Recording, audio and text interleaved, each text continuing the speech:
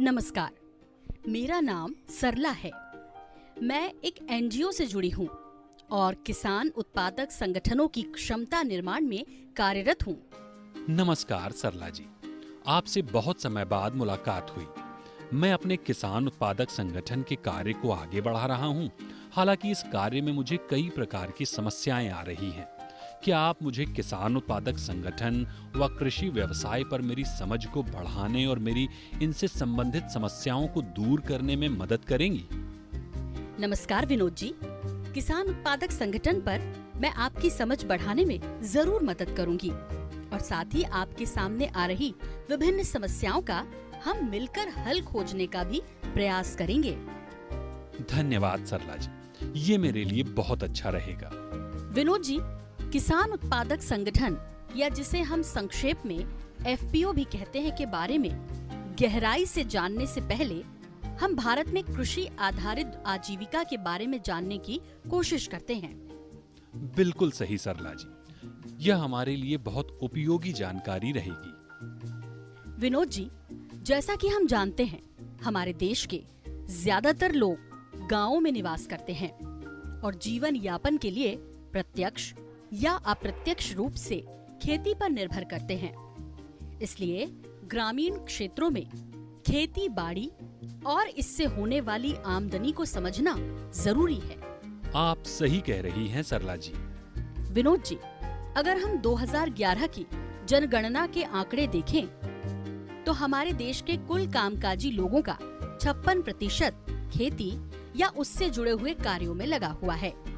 लेकिन 2020-2021 के आर्थिक सर्वे में ये बात सामने आई है कि देश की अर्थव्यवस्था में खेती का हिस्सा 2019-20 में मात्र 17.8% रह गया है, जो कि 1950-1951 में 54% के आसपास था। 2015 की कृषि जनगणना में ये बात साफ तौर पर निकल आई है कि कृषि पर देश की ज्यादा जनसंख्या की निर्भरता की वजह से कृषि जोत के आकार में भी कमी आई है, जो कि वर्तमान में औसतन 1.08 हेक्टेयर प्रति परिवार है। 2017 में नाबार्ड की ओर से वित्तीय समावेशन पर कराए गए एक सर्वे के मुताबिक देश के 37% किसानों के पास 0.4 हेक्टेयर से भी कम जमीन है।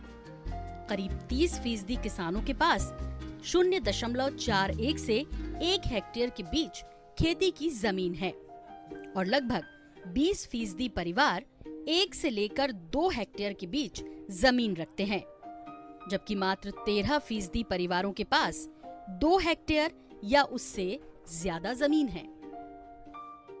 लगातार घटती हुई कृषि जोत की वजह से किसानों की आजीविका की सुरक्षा को सुनिश्चित करना बहुत मुश्किल हो रहा है। विनोद जी, ये तो आप जानते हैं कि हमारे देश में खेती का एक बड़ा हिस्सा बारिश पर निर्भर करता है। मौसम में आ रहे बदलाव के चलते कभी-कभी बारिश तो कभी-कभी लंबा सूखा और तापमान में उतार चढ़ाव तो जैसे आम बात हो चुकी है, जिसकी वजह से अक्सर फसल खराब हो जाती है और किसानों को काफी नुकसान उठाना पड़ता है। मौसम में आ रहे इन बदलावों का सबसे ज्यादा प्रभाव छोटे और मझोले किसानों पर पड़ा है।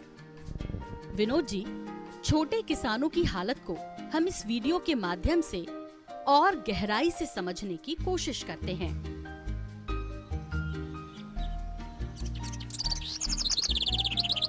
In India, nearly 52% of the population earn their livelihood from agriculture, directly or indirectly. The nation's development depends inherently on the farming sector. In areas that depend primarily on rain-fed agriculture, erratic monsoons and drought can severely damage crops. Besides, for small and marginal farmers, farming is not a profitable venture because of low land holdings and limited accessibility of resources, technology and market. In these areas, to escape poverty, farmers have to build additional sources of income apart from farming activity. मेरे परिवार में 7 लोग हैं, बच्चे सहित, और मेरे पास 1 hectare ज़मीन है। जो ज़मीन में खेती जो होती है आमदनी, उससे मेरे परिवार को पालना पोसना बहुत ही मुश्किल में हो रहा है, क्योंकि हमारे परंपरा से खेती का ही है। इसके अलावा और कोई तो रोजगार है नहीं जो वहाँ से हम उसका गुजारा कर सकते हैं। ये स्थिति बन रही है, उसके बाद में इसकी पैदावार जो आती है उसको भी सही दाम पे नहीं बेच पाते हैं। इस आमदनी से नहीं तो हम हमारे परिवार का पालन पोषण कर सकते हैं, नहीं अच्छी जगह कहाँ पढ़ा सकते हैं प्राइवेट स्कूल में, और नहीं कोई इलाज करा सकते हैं, और नहीं कोई अच्छा कपड़ा भी पहना सकते हैं। ये तो जीवन में जैसी जिंदगी आई है किसान की, ऐसी ही चली जाती है। हमने वीडियो में देखा कि किसान किस तरह कई समस्याओं का सामना कर रहे हैं। विनोद जी, क्या आप बता सकते हैं इस स्थिति में किसान किस प्रकार से अपनी आजीविका की जरूरतों को पूरा कर पाते होंगे? सरला जी, मैं अपने इलाके में छोटे किसानों की अगर बात करूं तो वे जब खेती का काम नहीं होता तो उस समय काम की तलाश में शहरों की ओर पलायन कर जाते हैं। अपनी आजीविका चलाने के लिए खेती से जुड़े दूसरे व्यवसाय जैसे डेयरी, बकरी पालन, मुर्गी पालन और दूसरे अन्य काम करने लगते हैं, और हालात ज्यादा खराब होने पर वे अपनी खेती की जमीन बेचकर शहरों में पलायन कर जाते हैं। बिल्कुल सही विनोद जी, ऐसी स्थिति मैंने कई जगहों पर देखी है। आइए जानते हैं कि वर्षा आधारित और सिंचित क्षेत्रों के छोटे किसान अपनी आजीविका चलाने के लिए क्या क्या करते हैं। वर्षा पर निर्भर क्षेत्रों में देखा गया है कि खरीफ की फसल की कटाई के बाद कुछ समय के लिए किसान बड़े पैमाने पर 2 से 3 तरह के काम धंधों में लग जाते हैं, जैसे कि पहला, शहरों और कारखानों में काम करने चले जाते हैं। दूसरा, जंगलों में लघु वनोपज और सूखी लकड़ी इकट्ठा करते हैं। और तीसरा, मजदूरी करने लगते हैं। खेती बाड़ी से सीमित आय होने की वजह से अपनी जरूरतों को पूरा करने के लिए ये सब काम करते हैं। जबकि सिंचित क्षेत्रों में ये देखा गया है कि पहला, किसान उद्यानिकी और डेयरी से संबंधित गतिविधियों में सम्मिलित होते हैं, जिससे कि उनको नियमित आय प्राप्त होती रहे। दूसरा, कृषि और अन्य प्रकार की मजदूरी करते हैं। और तीसरा, जरूरत होने पर घर के कुछ सदस्य शहरों और कारखानों में काम करने के लिए बाहर चले जाते हैं।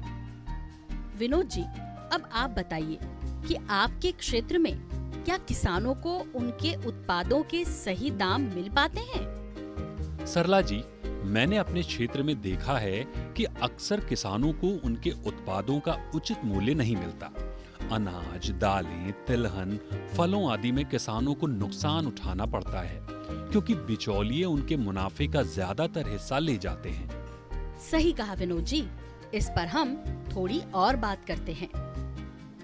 उचित मूल्य मिलने के मामले में किसानों की स्थिति वाकई बहुत अच्छी नहीं है।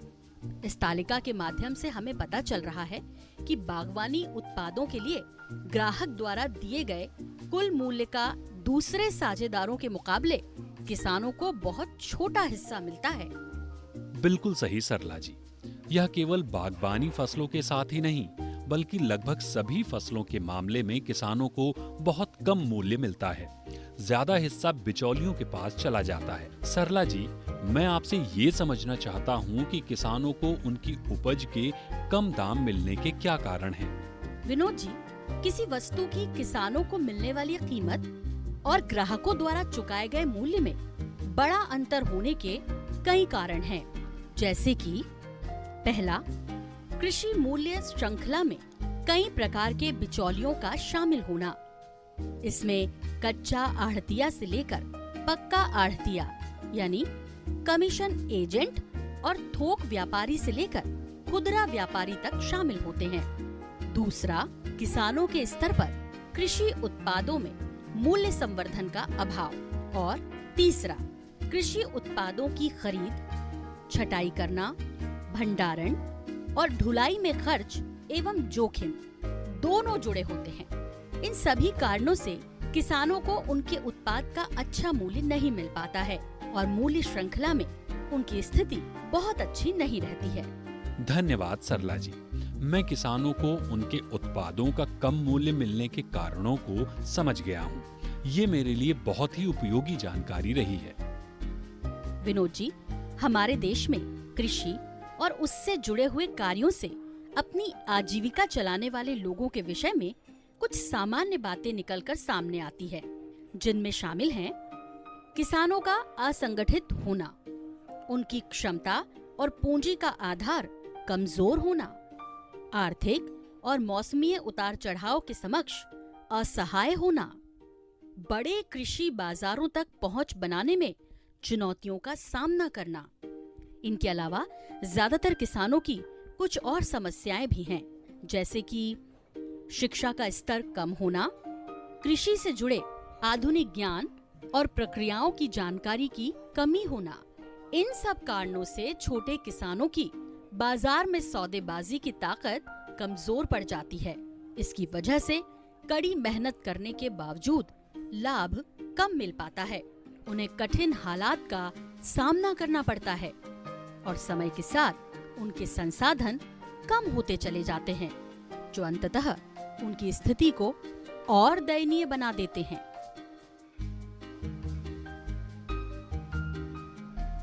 कृषि विकास में एफपीओ की संभावनाओं को देखते